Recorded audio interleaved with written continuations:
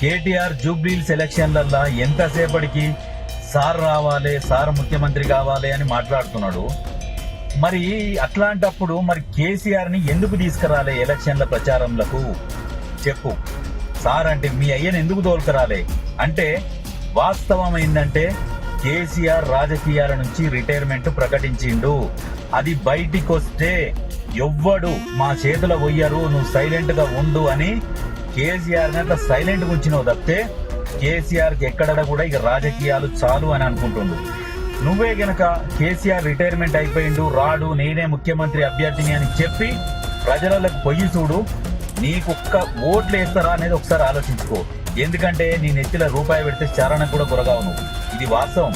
ఎందుకంటే తెలంగాణని మొత్తం కొల్లగొట్టినావు, విధ్వంసం చేసినావు తెలంగాణని. ఆ ప్రజలు మర్చిపోలేకపోతున్నారు, అందులో నుంచి బయటికి రాలేకపోతున్నారు.